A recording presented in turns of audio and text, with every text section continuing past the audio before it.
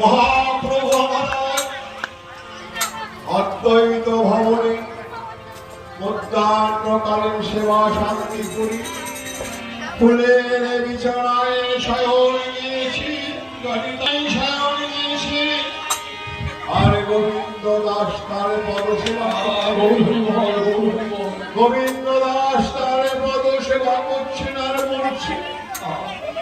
আমায় চরণ ছাড়া